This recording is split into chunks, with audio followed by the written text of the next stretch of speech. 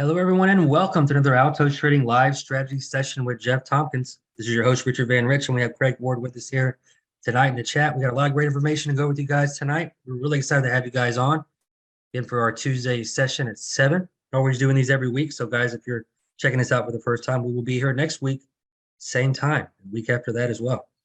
If you have to hop off for any reason, don't worry. This is recorded and will be available in the members area later tonight. If it hop off for any reason, again, it will be recorded. It will be also available on YouTube. So if you're watching on YouTube, please like and subscribe and catch our videos every week. If you have any questions about your account, access to Trade Trend, Zillion, anything about your billing or open trade alerts, email support@altostrading.com, and we'll get to those sometime tomorrow. There is a chat box located at the bottom of your screen. So if you have any questions tonight, pull up the chat box or the Q&A box and put those questions in there, and we'll get to those throughout the session and also before we sign off. So before I bring on Jeff, let me just read a disclaimer. Altos Trading LLC and Trade Trend Zillion software is intended to be used as an information service for subscribers, and it includes opinions as to buying, selling, and holding various stocks and other securities. However, the publishers of Altos Trading, Trade Trend Zillion softwares are not brokers or investment advisors and do not provide investment advice or recommendations directed to any particular subscriber or in view of the particular circumstances of any particular person. Altos Trading LLC, including its owners, do not accept responsibilities for any decisions made by subscribers using the software, and subscribers to the Trade Trend Zillion software, or any other persons who buy, sell, or hold securities should do so with caution and consult with a broker or investment advisor before doing so. All right, with that being said, let me bring on Jeff. Hey, I'm all mic'd up. Hey, guys. All right. Mic'd up and ready to go. All right, Chris is already putting some tickers in. I love it. Chris, you ready to party? Yeah, we will get to that tonight for sure. Hey, Manchu. Manchu's our I think he wins the award for VIP guest. I don't think he ever misses a weekly session. He said he came across an interesting book on options trading by Julia Spina, and while reading a section on VIX a little while ago, thought about me. Oh, cool. I haven't heard of that book. I'll have to look it up and see what she has to say about the VIX, which we're going to be talking about tonight, right? So there's a lot to cover on VIX levels, and market levels. We're still in this very tight range on the S&P that we're struggling to get out of, but it'll happen. And we're going to talk about why that is. There's just really not a strong catalyst to push us in either direction. And right now, largely what's driving markets is the debt ceiling, but they did announce today that there's some progress that's been made on that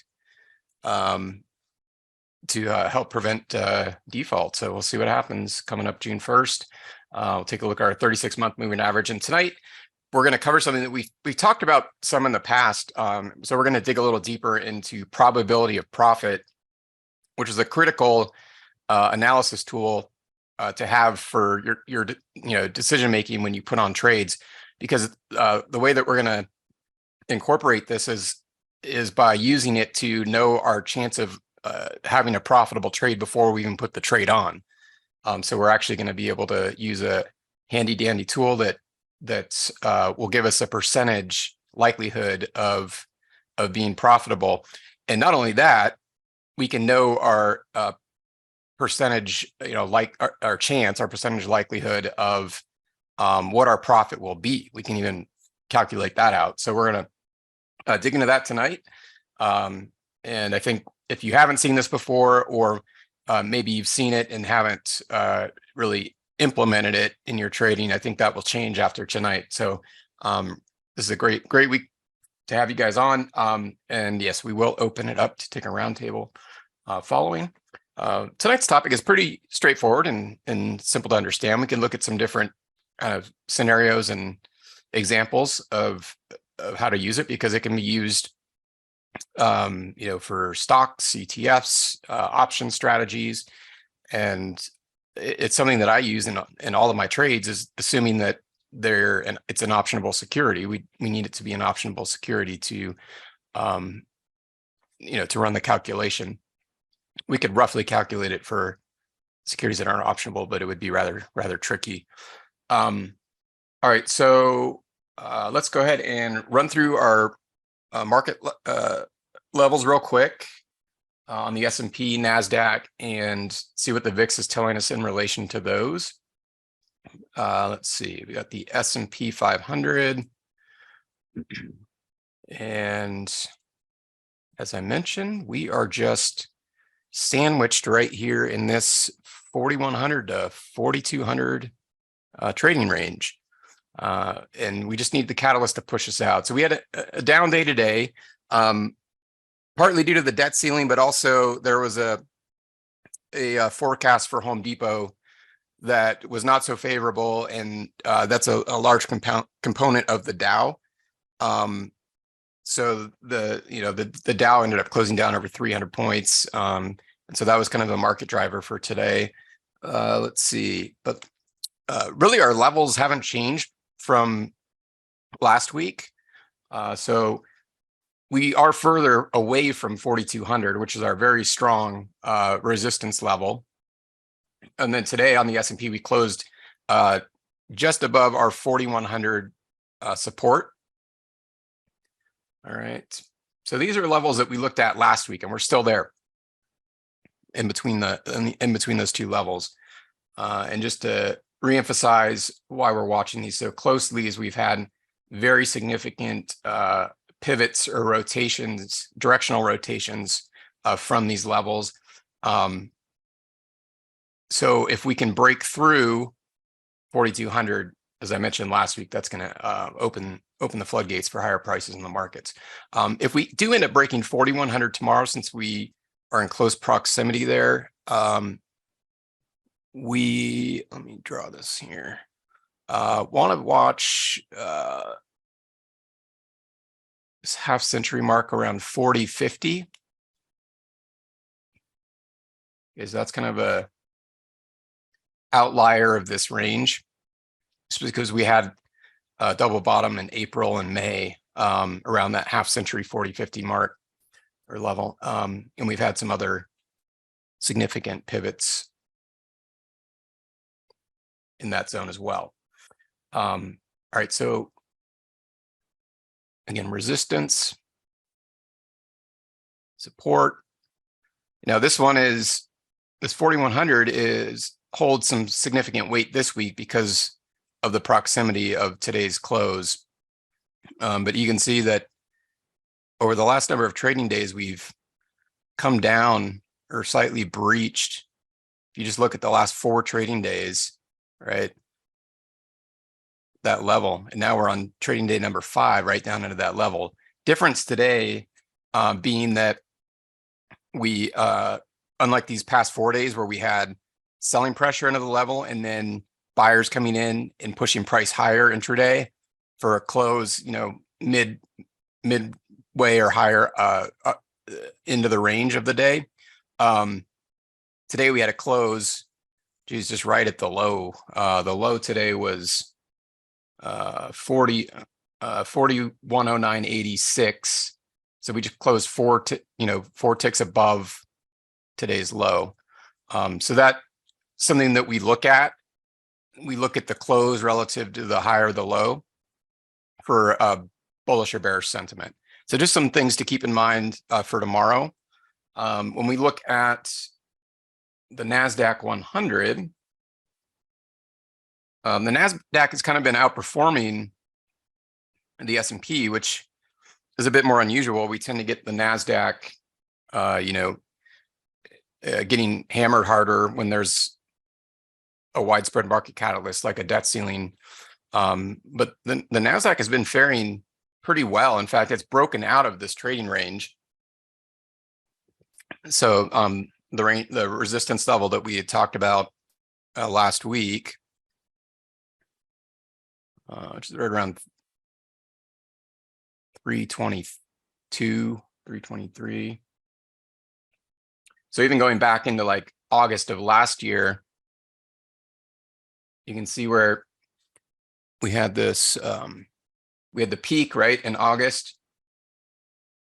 And then over the course of a week or so, a pretty significant like lower retracement up into that roughly 322 level on the Qs, and then a resumption of the downtrend.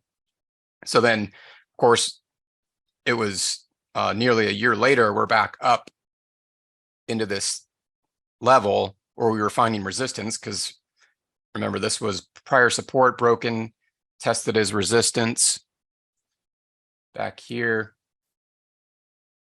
And then again, we've got all this resistance we've been contending with over the last couple months, but was broken here. And just within the course of one day last week, retested. See on this candle right here, we had an intraday test of that resistance because it had broken. So then it, of course, transitions into support. Technically broke back here for the retest, but it retested again. And so we're pushing higher now on the Qs off this 322 to 323 support zone. All right, so because we are trading above support and moving higher, our resistance is now going to be a critical level to watch for on a resumption of this uptrend. So if this continues without another retest prior, or if it does retest and then continues, we're going to want to watch 335, which were, was the highs from back here, 334.42 to be exact, on this high before the big sell-off middle of last year. So as far as making a bullish case for the major indices, that can really be done for the NASDAQ 100, whereas on the S&P we're kind of much more range bound. And then looking at the VIX, so we had a little bit of a spike in the VIX. We got a lot of consolidation though going on right now in the VIX, and the consolidation is occurring at low levels below support. So our interestingly closed just a penny below a major resistance level, which was prior support back here in early 2023, February, March, at 18. So watch 18. If we get a close above 18, I'll just extend this. Well, we don't need to. Let me just circle here. You can see here where earlier this year, the VIX was basing and then spiking from the, roughly the 18 level. And then last month we got below, and we've been consolidating below 18 with a couple spikes up into the 20. Remember, 20 is the kind of critical level that we're always keeping an eye on the VIX. We really just had one significant spike above 20 since retreating below 18 last month. So this is resistance on the VIX right at right around 18. Okay, so watch that one tomorrow. So how do we analyze that in conjunction with like the S&P? Well, remember S&P,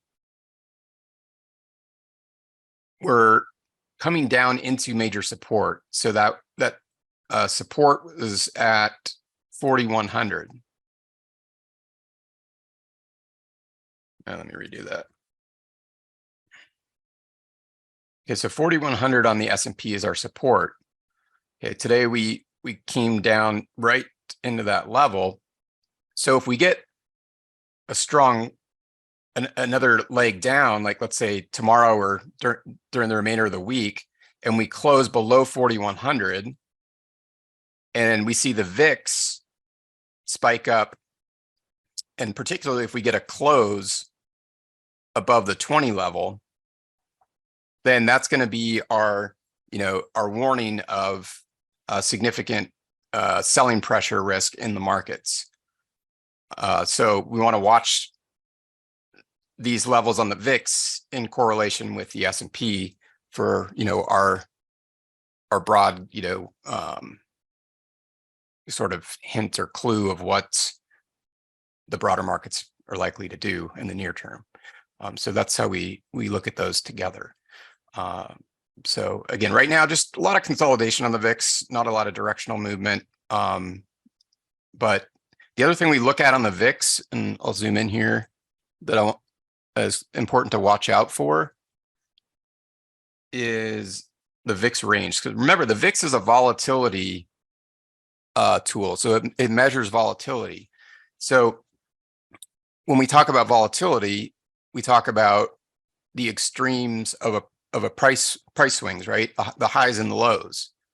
So if we see, relatively tight ranges between highs and lows, then that implies that there's not a lot of volatility, and we tend to see that during periods where the market's not moving much. It's kind of moving sideways or in a tighter range, right? And then we tend to see tighter ranges on the VIX.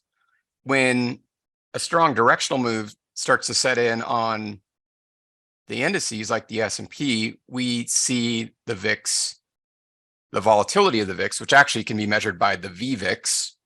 The VVIX, which ticker symbol VVIX, measures the volatility of the VIX. So you can look at that as well. But one easy way to do it, just by looking at the VIX itself, is look at the range of the VIX candles, of the daily candle on the VIX. When you see these relatively tighter range highs and lows start to increase, just ignore whether it's a bullish or bearish candle. You see it start to increase, then we tend to see more extreme swings in the market, right? So here was a big increase back at the beginning of May, following a tighter range, what we call a volatility contraction. Then we get a volatility expansion, right? And the VIX spikes, which corresponds to a sell-off in the market. So we're seeing wider ranges. And the general expectation is we continue to see wider swings in the market, stronger directional moves to the upside or downside, as long as the VIX high-low range remains big. When it starts to, so on this very day, so you can see the predictive value of this type of analysis. May 5th, we still have a very high range on the VIX, but then, and that was a Friday. So, but on May 8th, we see the volatility contract again.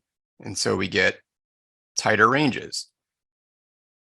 So that's our clue. Well, what's been happening on the S&P? It's been moving sideways with not much directional movement. So it's also important to watch the range of the highs and lows on the VIX for clues, in addition to the levels. So if we see a widening of the range, a bigger gap between the high and the low on the day, in conjunction with, let's say, a higher close above a key resistance level like 18, then we expect there to be a greater magnitude sell-off or rotation lower in the S&P. So that's how it can be used as a forward-looking analytical tool for the broader markets. So we kept that kind of short and brief. There weren't a lot of new levels to analyze, but there are significant things going on in the market this week to be aware of, and still some key levels that they're really in play for this week and even tomorrow. So pause there and see if there are any questions or comments or concerns or anything on key levels, volatility, what we're watching this week. Let's see, nothing's really coming through, but one thing you mentioned earlier is that, yes, it's consolidating, but it's not going to do that forever. So when it's ready to move, it's going to move probably pretty far, because it's building up a lot of orders in the market here for price to move. So yeah, so when you see price consolidation on the VIX, watch those levels even more closely on the S&P and the NASDAQ and the major indices. We didn't look at the monthly yet, so we're still, you can see the range so far in May is close to what the range was in April. So see, this is a monthly chart. So each candle represents a month, and you can see how tight these monthly ranges are compared to what the normal range would be, the normal average true range. So we would refer to it as.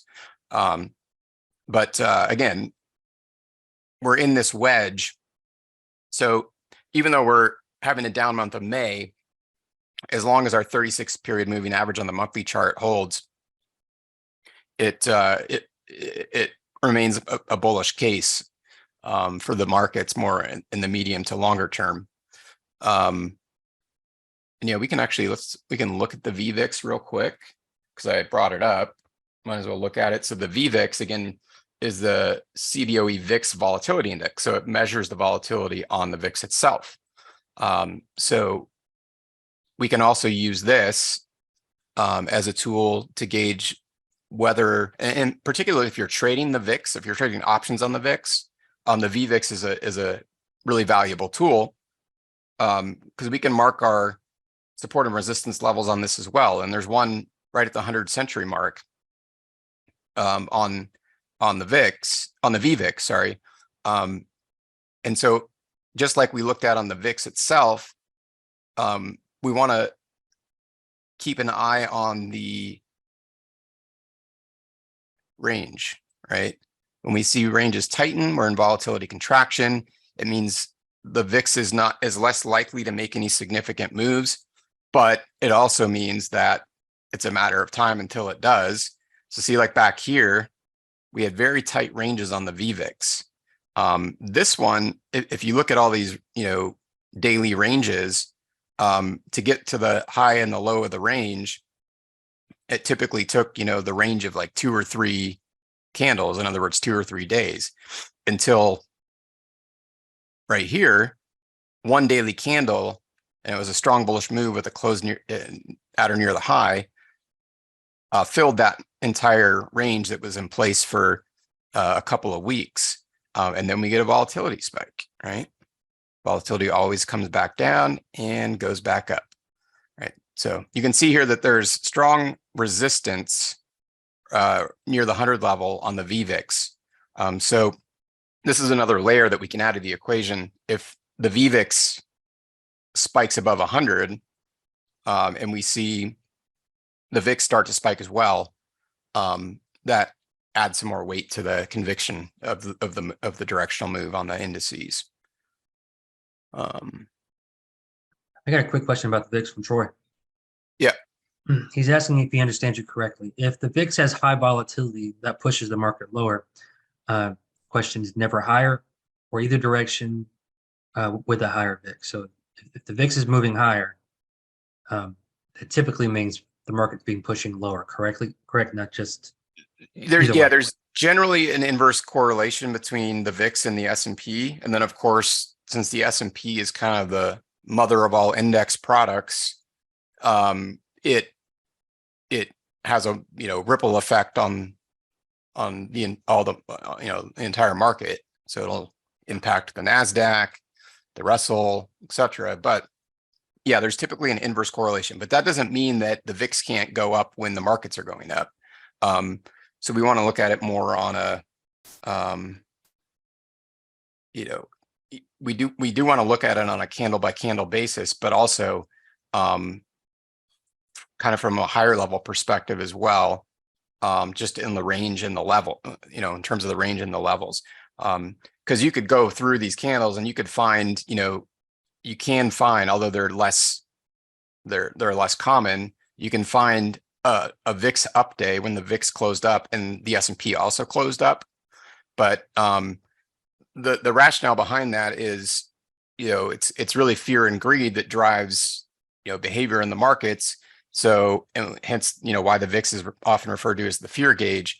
When fear increases, that often creates selling in the markets. So when there's an increase in fear and uncertainty, the VIX goes up, which of course causes selling in the markets. And then to add to that, down moves or sell-offs in the market tend to be more severe, more dramatic than an up move in the market. So often when you see a sell-off, you'll see wider range candles, the big red candles versus, a big green candle. But yeah, so even though they're typically inversely correlated, they're not perfectly inversely correlated. So you could have an up VIX with an up day if there's more volatility in trading. So if the trade volatility is higher, you could still get a spike in the VIX with a bullish close on the S&P. Just typically, it's not what we see. No, that's a good question. Yeah.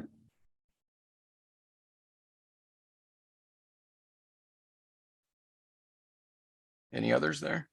I got one more to kind of get before you get into the teaching. Steven's asking if you were trading the last time the federal debt crisis was going on, and does that have any sort of weight in your eyes as we come into June? Yeah, I was. It's more the uncertainty of it. It tends to, of course, we can't, know for certain how it's going to play out, but just like most uncertain market events, there tends to be more fear behind the anticipation of it than there is, reaction to the actual results. It's kind of like the, banking crisis that we just went through. Like, that really caused a broad-based market sell-off, but it's not like the whole banking system failed. There was that fear though. And then, so it was really only a handful of banks that caused a broad-based market sell-off, where overall the banking system, wasn't going to fail. It didn't fail, at least hasn't yet.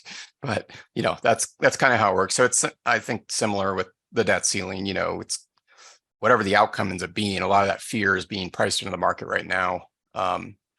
But with that said, I think, if a solution is, they come to some sort of a solution and it's resolved, it's going to be bullish for the market. I think we'll see markets push higher up through some of those resistance levels we just looked at. If it gets dragged on, sometimes, they'll, as they say, kick the can down the road and, push things out and things, then that could then create more uncertainty, which could cause a market sell-off. So yeah, hard to predict, obviously, but the best we can do is just be prepared, know where the levels are, know what the VIX is telling us, and react accordingly. Because I don't like to get, trapped in the game of like being fearful with an uncertain, binary event. It's either going to be one or the other. And I'd rather just be ready when the market reacts, and not be part of like, the crowd that's just basically nobody knows and they're just fearful and they're trading that way.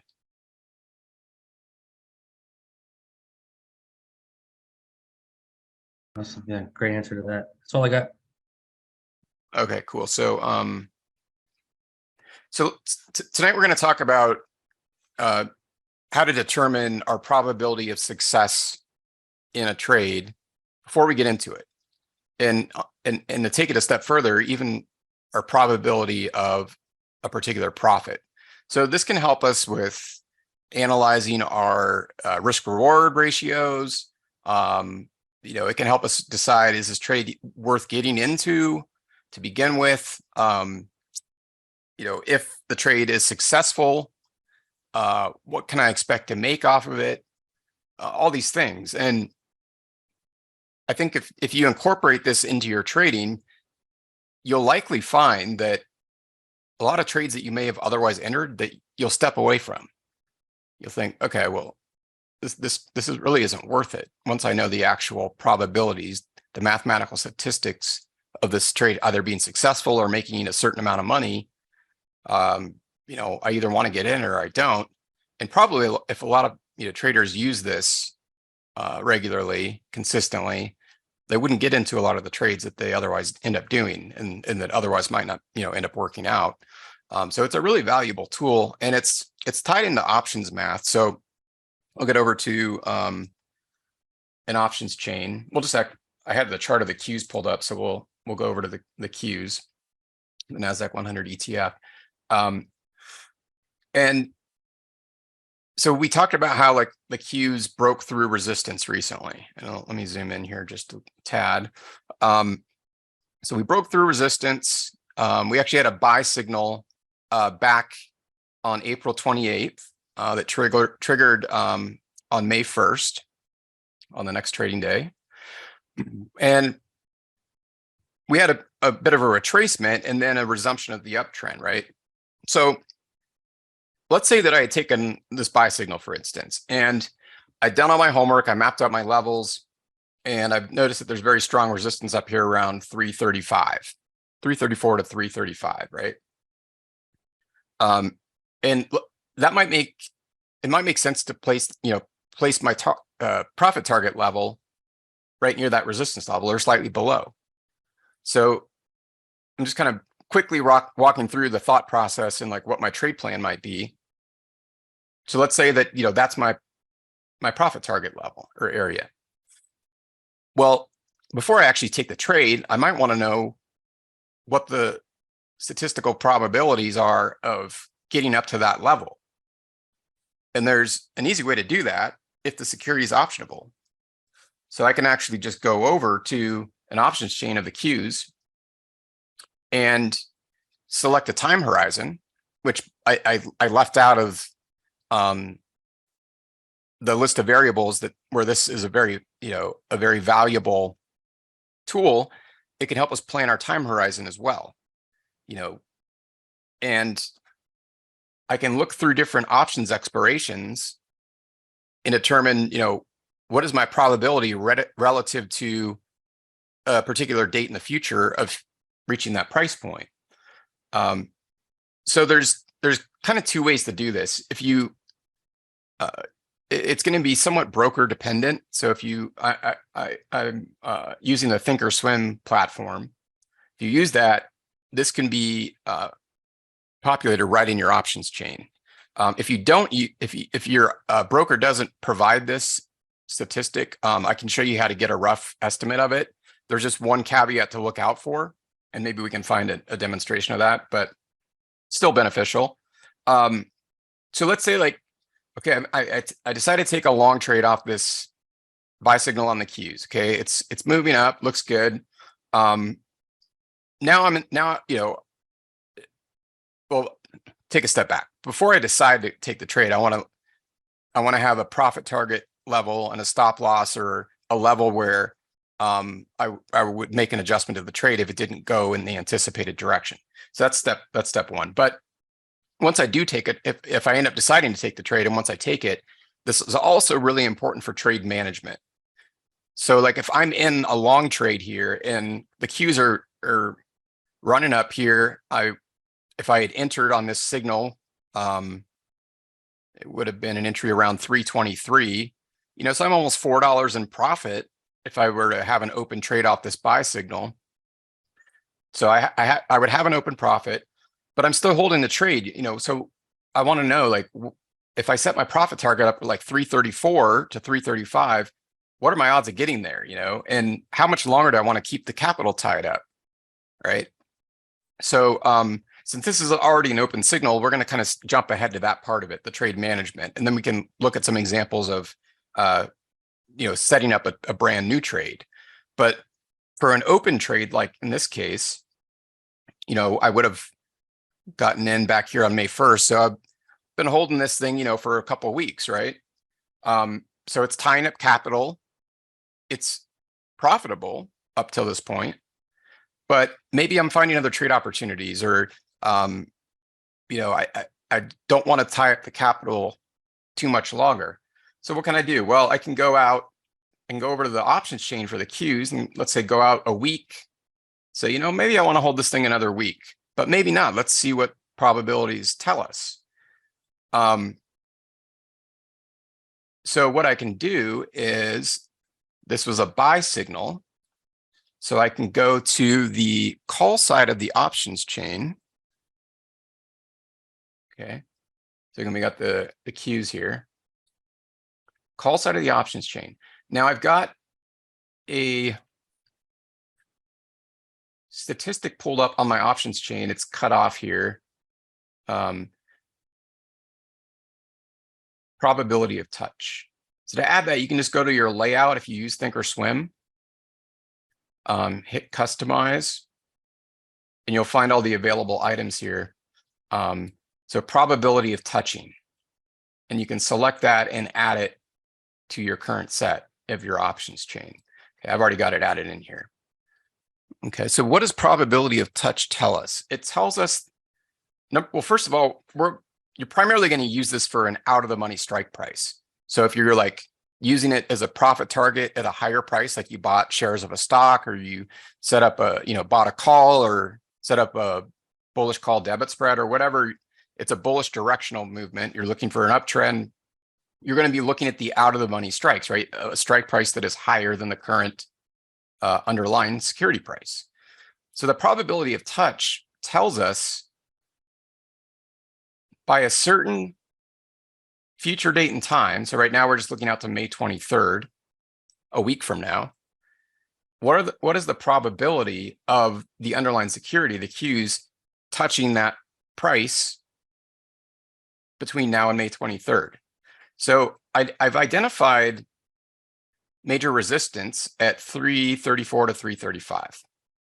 Okay.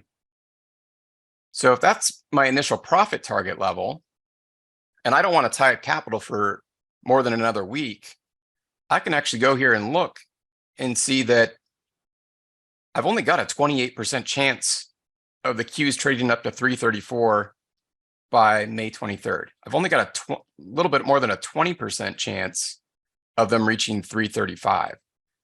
So are the odds in my favor it's going to hit 334 to 335 in the next week? No, they're not. So if I don't want to tie up capital in this trade anymore, I've already got a profit. You can see how this can help in my decision-making process. Do I want to only take a 20 to a 28% chance of hitting my profit target level if I don't want to tie up capital in this trade anymore for another week? Well, that's an important decision to make, right? And it really can't be made without using this valuable information, probability of touch. So that's, an example of there was already an open buy signal on the Qs. It's already in profitable territory. How do I decide, move forth and decide if I want to, how I want to manage it, right? We can also use it on the other side. Like, what if I'm trailing up a stop, or what if I want to, again, this will come in on the pre-trade planning aspect of using this approach. But what if we're trailing up my stop? Like, what if my decision was, I've got a profit target level at 334, 335. I know what my odds of reaching that price point in the next week is. But let's say also I have trailed up my stop, right? And it's a one or the other. Like, I think I said the entry would have been around 323. Yeah. So this is the entry price based on that buy signal. All right. So now I'm looking at the put side of the options chain for my stop loss. So if I trail my stop to break even where I got into the position, I can look at the statistics and they tell me I've got almost a 53% chance of trading down to 323 within the next week. Well, that's interesting. So if I were to hang on to this trade for another week, I've got almost twice the chance of being stopped out at break even than I do of hitting this 34 to 35 profit target zone. So the odds are against me. So when I start compiling this, painting a picture and compiling all this information in my head, probably my better option would just be to take the profits off the table and not tie up capital for another week in the hopes of hitting my 334 to 335 profit target zone. Because statistically, there's a greater chance I'm going to get stopped out at break even at 323 where I entered. So we're looking at both sides of the options chain here and looking at the probability of touching a price by a certain expiration. Now, remember, this is all dependent on the expiration date, right? So if we were to go out to, let's go out another week to May 30th. So 14 days from now. So I can run this analysis across multiple time horizons. All right. So if I start looking at probability of touching 334 in the next 2 weeks, now I'm closer to more of a flip of the coin, 47%. Right. My odds of getting stopped out at break even have gone up though too, and they're still higher than my odd of hitting my profit target level. Now, based on volatility skew, which is something we've covered in past weekly sessions, that might not always be the case. There can be volatility skew that impacts these probabilities. So, because I'm going to tell you real quick right now, if you don't have probability of touching on your broker platform, how you can get a rough estimate of this, and that's using the delta. But what could throw this off, as I mentioned or alluded to earlier, is volatility skew. So if you get a lot of volatility skew in between like puts and calls, it will throw off the delta estimate. It won't be quite as accurate. But generally, I mean, let's take a look. Well, let's take a look on the call side. Probability of touching, and then delta. So any options broker is going to at least have your delta, right? So to get a rough estimate of your probability of touching a certain price, like let's just go to 330. You double the delta. Again, it's going to be a rough estimate. So if we double the 42 delta, we'd get 84. We're at 80, so it's 4% off. If we go down here to the 350, we've got a 2% probability of touch and a 0.01 delta. So again, roughly double. We go to the 340, we've got a 14% chance probability of touching that price in the next 2 weeks, and an 8 delta, 0.08 delta. So it's roughly double if you don't have that feature in your broker platform. That's kind of the quick and dirty trick to estimate it. Okay, so how would we use this to decide if we want to get into a trade? We looked at an example of managing a trade. Let's go back over to our platform. Let's just run a quick scan of, let's go into the NASDAQ and let's look for pending buy signals. All right. So we've got, let's see, let's look at intuitive surgical. It's got bullish divergence. It's got a pending signal. It's been valid for 2 days, ISRG. So let's take a look at this.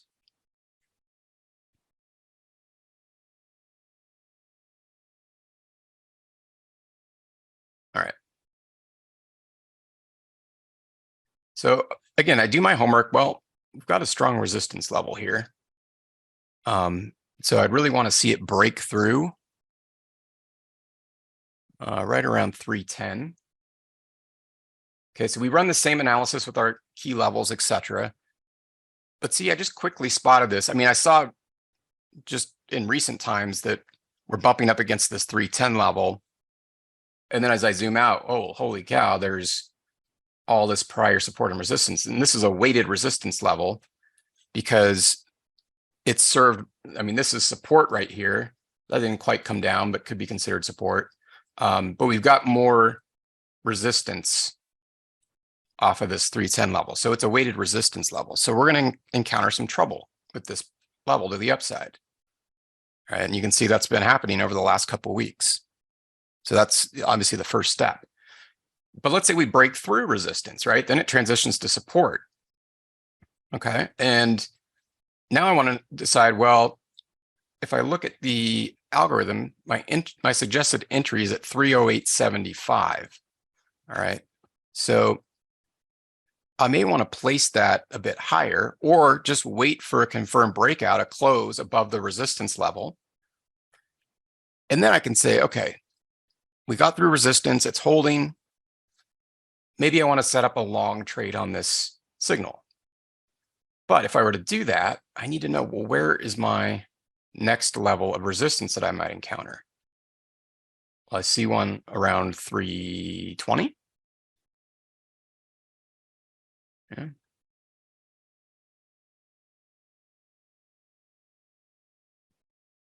So we can get through 310.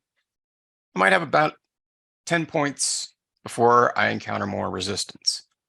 So if I get into a long position, that might be an ideal profit target level because I know that there's a strong likelihood I'll encounter some resistance there. So then what I can do is I can go over to my options chain, type in ISRG, and let's say if I take a long trade off this signal, I'm going to give myself a month. Probably don't need that long, but I'm willing to tie up capital for, let's say, a month. And with the idea of hitting that profit target level. So whether I'm buying shares of the stock or buying a call option or setting up some sort of bullish option strategy, that's going to be my profit target level. We'll keep it simple and just say we're buying shares of the stock. So again, this is a bullish trade. So we go to the call side of the options chain. And make sure we got the right ticker in there. It's ISRG. And then we want to look at probability of touching. All right. Well, we identified major resistance at 320. All right. So I've got about a 50% chance of getting to 320 in the next month. Maybe I want to put my profit target level a bit below that. I've got a 68% chance of hitting 315. That's pretty good. Maybe I want to go somewhere down the middle, give myself, more like a 60% chance. I could place my profit target level at like 318. And then the odds are in my favor of hitting my profit target level. But I also need to define my risk reward. So where do I place my stop? And what are my odds of getting stopped out? We don't want to just know like what are our odds of being profitable. What are the odds of getting stopped out and at what price? So again, I can look at the put side of the options chain and identify on the chart where my levels of support are. And we'll just, use an example. Let's go down to 290. Say I place my stop at 290. I've got a 45% chance of being stopped out of this trade. But if I place my profit target at 318, I've got probably roughly a 60% chance of being profitable. So 60 versus 45. Where's the edge? The edge is in my favor if I define my risk reward with a 290 stop and a 318 profit target. So I can know my probability of success before I even get into the trade. And I can know what my profit would be if the trade hits my profit target level, right? So I know all of this before I even get into the trade. Now, because option statistics are truly current and forward-looking, they're not lagging, this information is constantly changing as the price changes. So that's where, we kind of jumped ahead into step 2 for the trade management component of using this approach. But I want to be monitoring this throughout the course of these 30 days, looking at the expiration cycles within my time horizon, looking to see how they're changing, continuing to watch the June 16th expiration. And that's going to help me make the decision for where to place my stop loss levels, how to manage the trade to keep that edge, the skew in my favor, right? I want to keep the edge, the probabilities in my favor. I want my probability of my profit target to be greater than my probability of not being successful, obviously, right? So that's kind of an example on ISRG, how I would analyze that type of information before I put the trade on. So I know exactly what I'm getting into. Let's just look because I didn't. So at the 320, our delta is let's see, 0.27. So if we double that, we've got 54. So it's a little bit higher than the probability of touching. which is generally the case. The delta will sometimes be a little higher, but pretty close to, if we just use the quick and dirty doubling the delta method. If you don't have this in your broker platform, we can see that would be the probability. All right, so those are a couple examples of how to know your probability of profit, your probability of success before you get into a trade, as well as where do you place your stop loss orders? Is the probability of getting stopped out relative to the probability of being profitable or hitting your profit target in your favor? And then we looked at, if you decide that those things meet your criteria, then also how do we use this to manage the trade and continue to, make informed decisions on our open trades as well.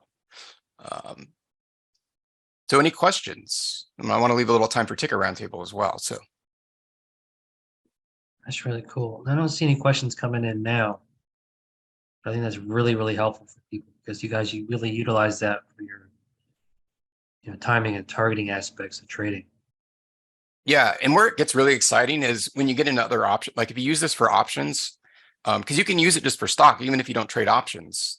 If it's an optionable security, whether it be an ETF or a stock, and you're just trading the shares, absolutely you can use this, and you should use it. But it definitely gets really exciting when you start applying it to options strategies, because it helps so much with not just putting the trade on, but also the trade management.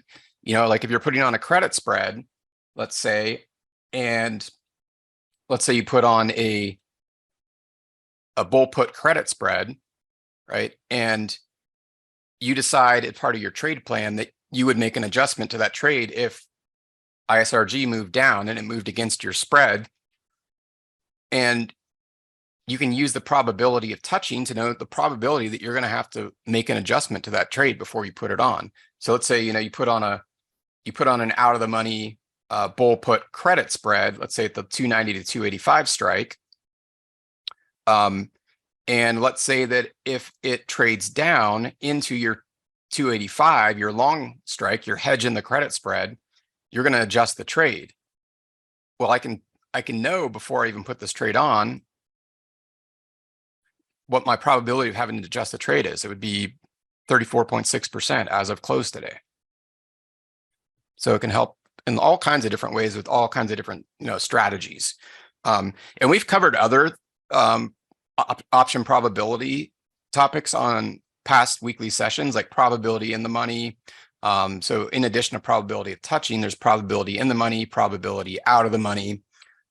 So I'm generally using different combinations of these in different ways every time I put it on a trade. So yeah, very cool. Andrew says, great info, Jeff. I can use the double the delta rule of thumb moving forward. Yeah. Just watch out for volatility skew. So like, the way you would identify that is if you see like, if you see like implied volatility much higher at an equidistant strike from the at the money strike, like right now ISRG is at 306. So if we go 6 points out of the money to the 300 put, we've got implied volatility of 23.61%. If we go 6 points up, which would be like 312, we'll just go up to the 310 and add a little bit midway. So our implied volatility is 22%, goes down to 21, so not much to the 315. So I can see that there's volatility skew because we have higher implied volatility on the put side, and that could throw off the doubling method a little bit. So just be aware of that. You can still use it as a rough estimate though.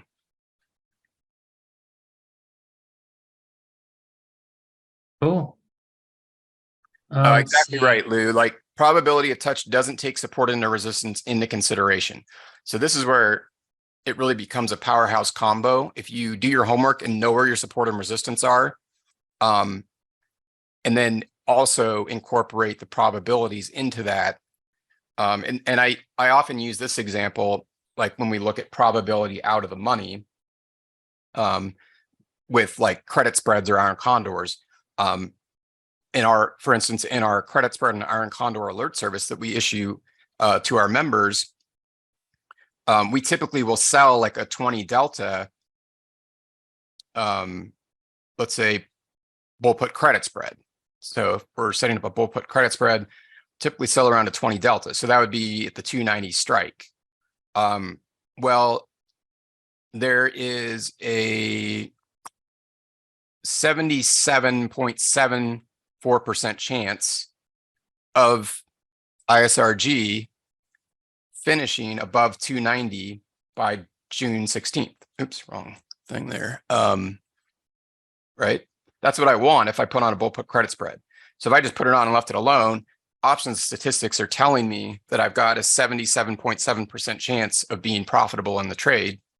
But interestingly, and that's at a 20 delta, right? There's our delta.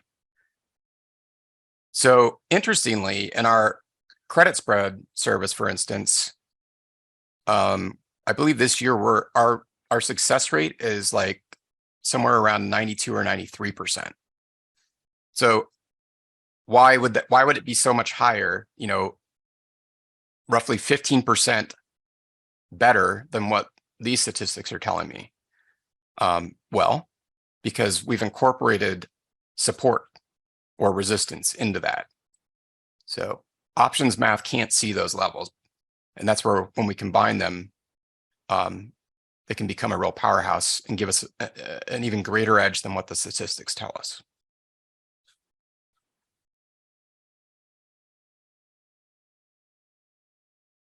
All right.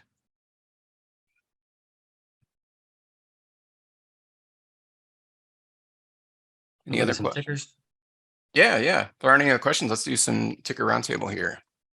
Chris had one in right off the gate, so let's Yeah, I was going to say, don't miss that. He had AHA. Okay.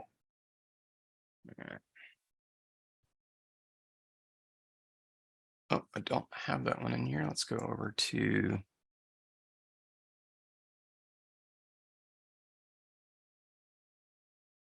Oh, it's not showing up. AHA, are you sure? Yeah, that's what he put in. I'm not finding an AHA. Chris, what stock?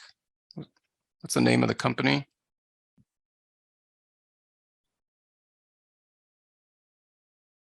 See what he says. Let's while Chris is pulling up the name of the company, let's grab another one and we'll come back to that.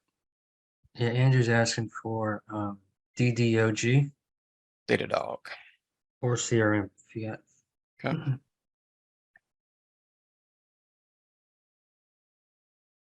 It's a really nice buy signal. I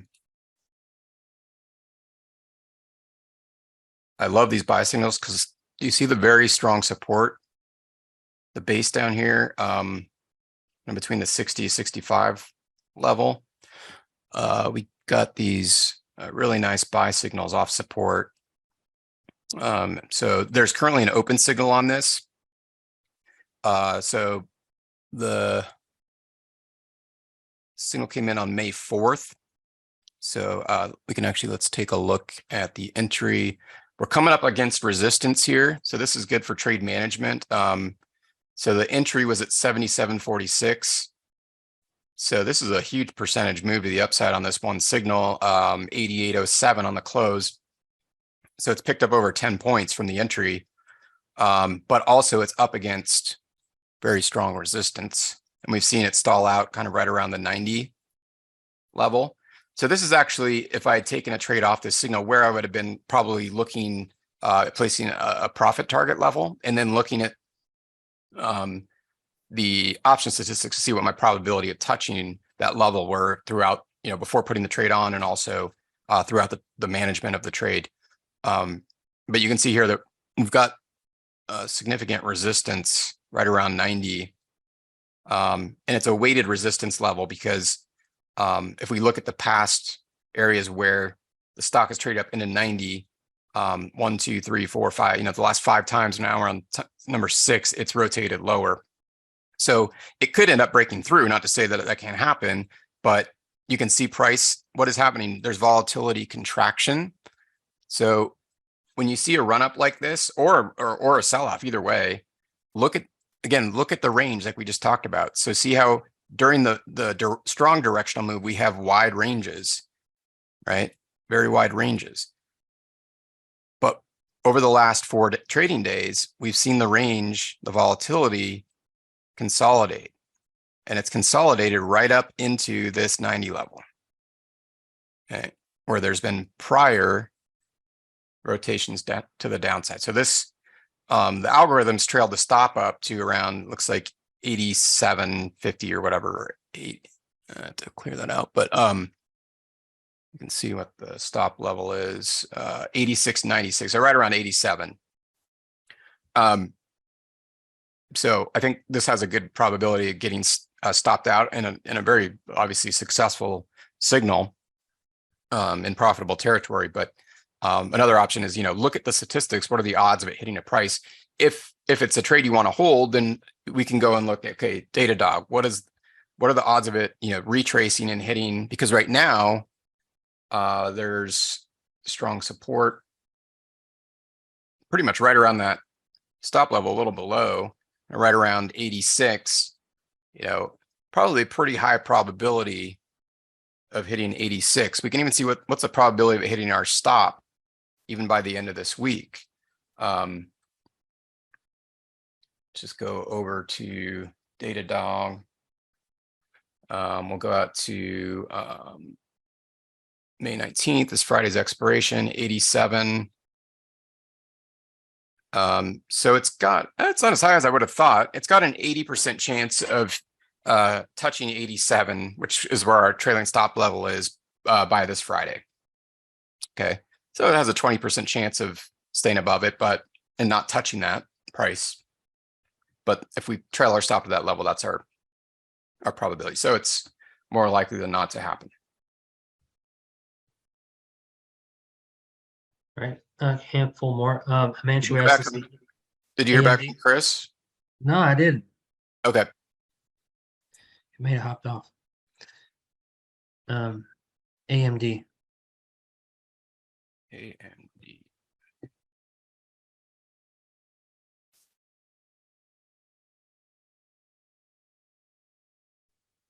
All right. So AMD's also run up into resistance.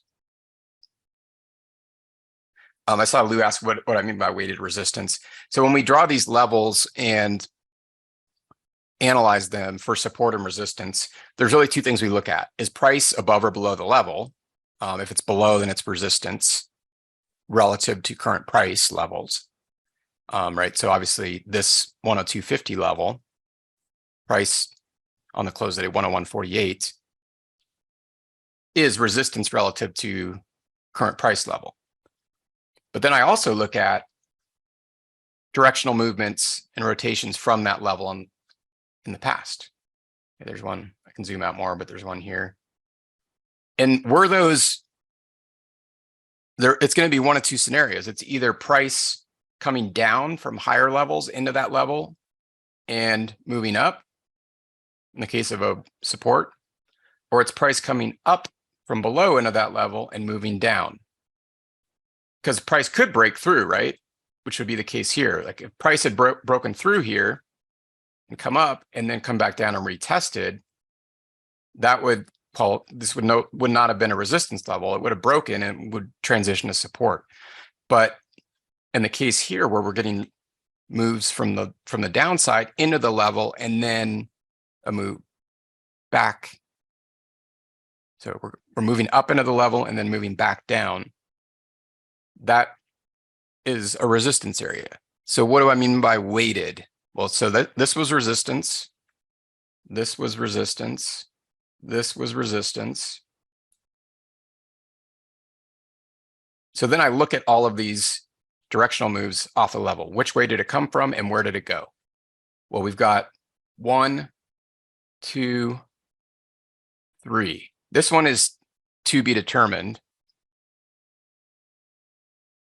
because price just came up into the level today. So we don't know. Maybe it's going to break through. Maybe it's going to rotate lower. But when I look at these, we've got 3 resistance, no support, So it's a weighted resistance level. What if I did have a support? Let's say price had broken through here, and let's just say hypothetically, this was not a resistance level, even though it was. And let's say price broke through, came back down. Well, this would be count as a support. So then we'd have one resistance, one support,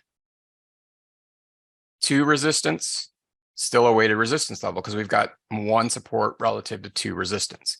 So I'm just taking the ratio to give the level of weighting. So good, yeah, good question there. So in this case, we've got weighted resistance, 102.50, roughly. On this buy signal back here from April, this would have been where I'd be analyzing my on a long trade, my profit target levels, my probabilities, and of course, in hindsight, we've gotten up to this level, but the higher probabilities are a move down unless we can break through and get a close above, and then it retests its support. Even if that happens, then I'm looking at higher levels of resistance. So that would be up around 110. If this were able to break through, break this resistance, transition to support, I'd be looking at resistance right around the 110 level. All right, I got a couple requests for the same ticker. WELL. That's interesting. Yeah. Got more than one, huh? Oh. All right. Okay. Well Tower. So there's actually an open buy here, but we had a big sell-off in the stock today, down over 3%. So looks like right around 79. And draw that a little lower.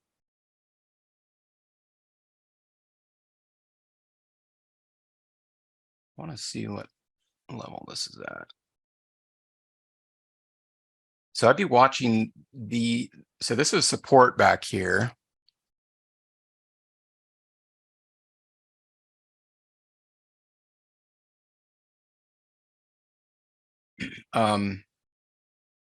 So this is where I kind of get more granular with it. I'd be looking at the lows here, 76.63, 76.56, low on the day to day, 77.48.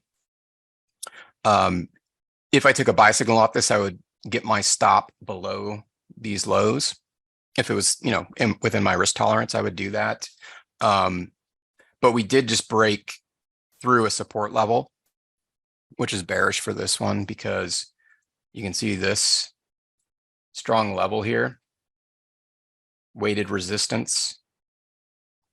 Did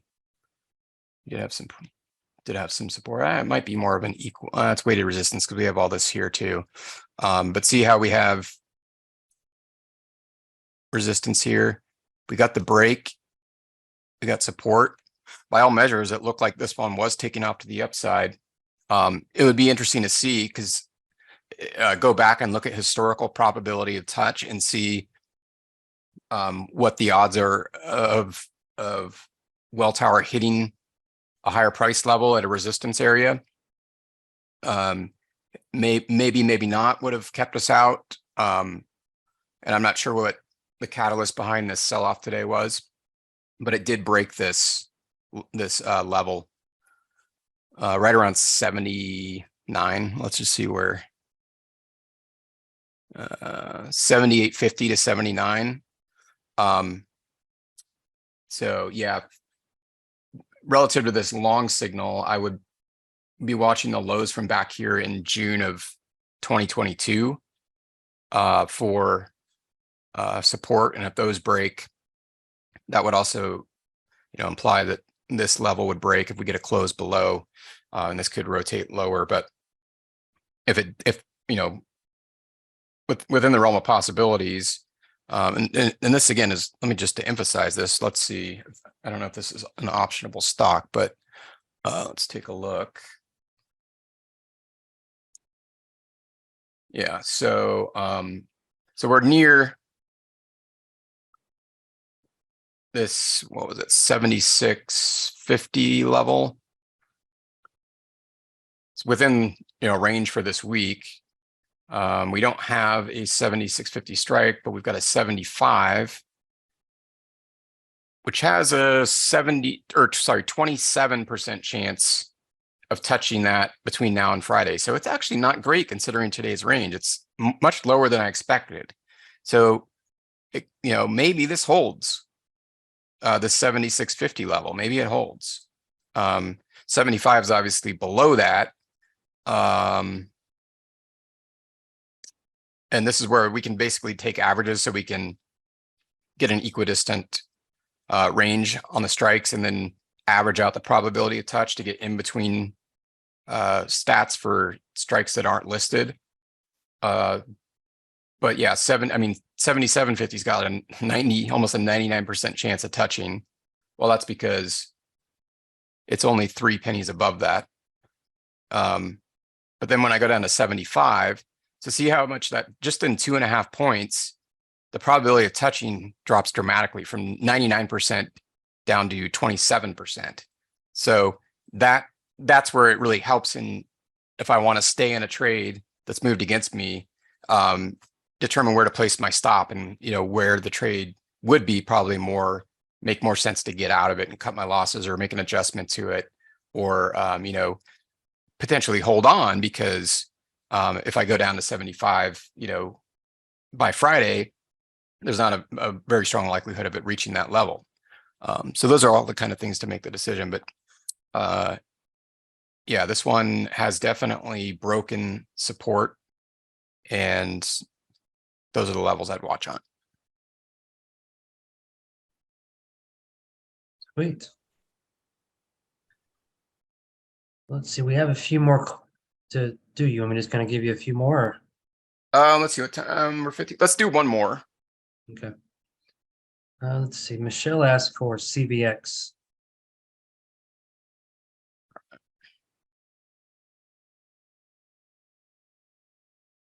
All right, so we got an open sell signal on CVX.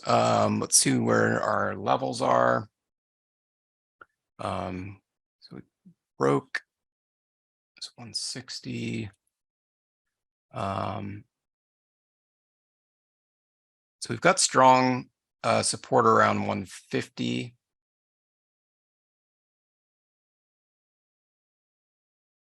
So there was a sell signal today.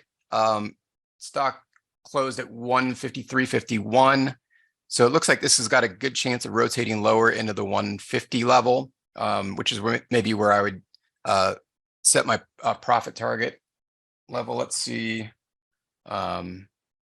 Just this week, chance of touching 150 is a little over 50%. Let's see, by next week, 66%, 66.38%.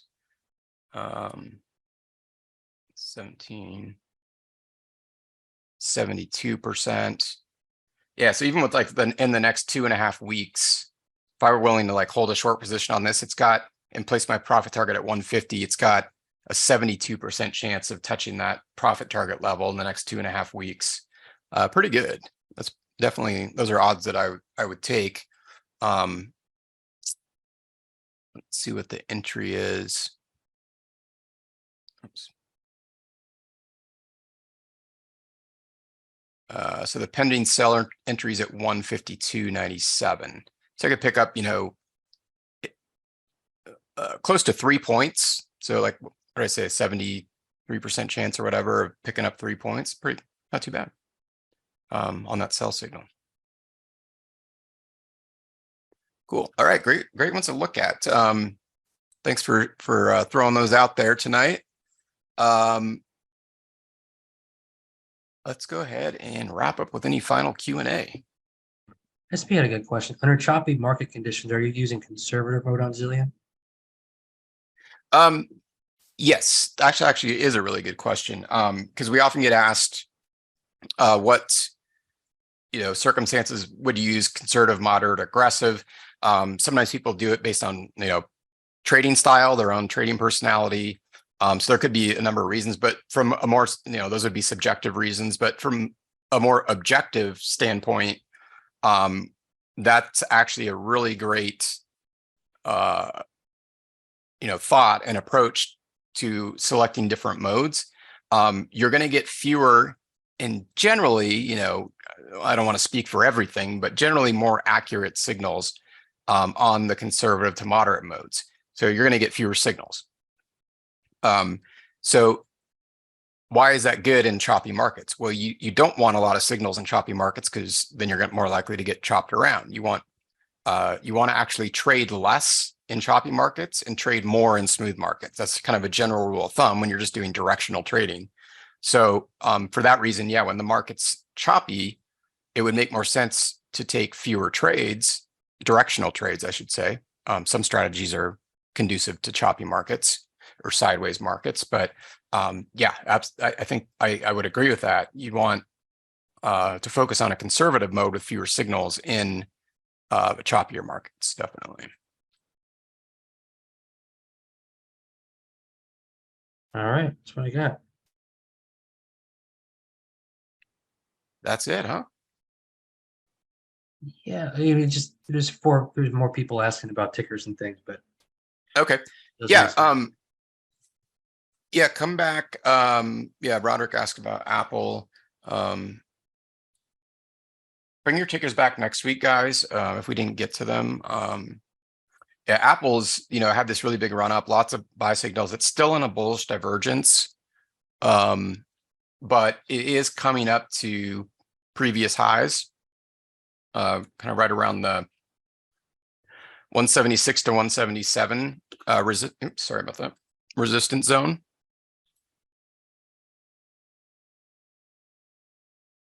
And it does look to kind of be stalling out here.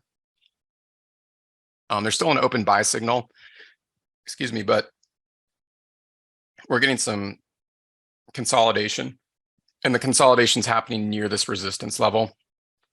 So definitely not, like, for me, too late to get in the game to the long side.